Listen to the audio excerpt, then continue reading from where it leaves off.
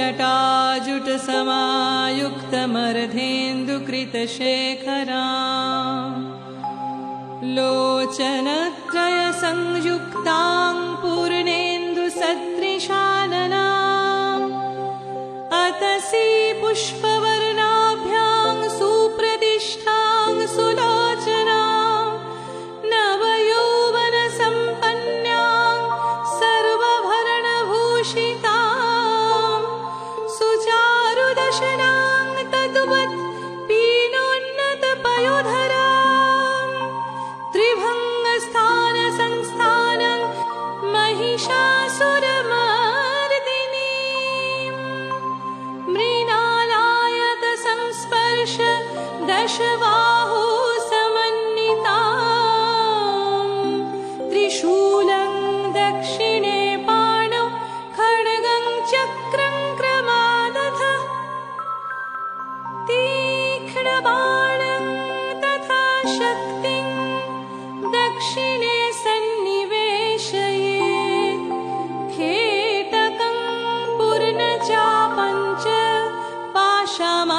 पाशमङ्कुशमेव च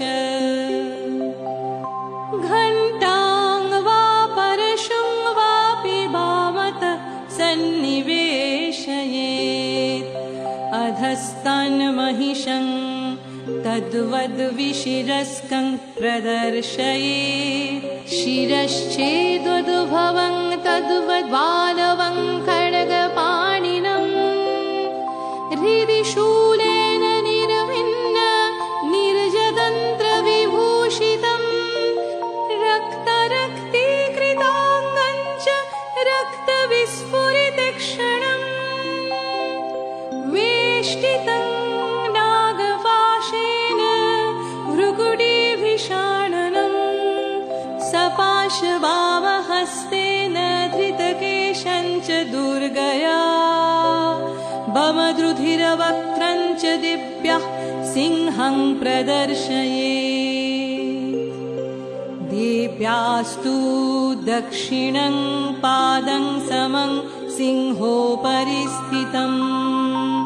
किञ्चिदूर्ध्वं तथा वामं उष्ठं महिषोपरि स्तूयमानं च तद्रूपममरैः सन्निवेशयेत् उग्रचण्डा प्रचण्डा च चण्डोग्रा चण्डनायिका चण्डा चण्डवती चैव चण्डरूपातिचण्डिका अष्टाभिः शक्तिभिस्ताभिः सततं परिवेष्टिता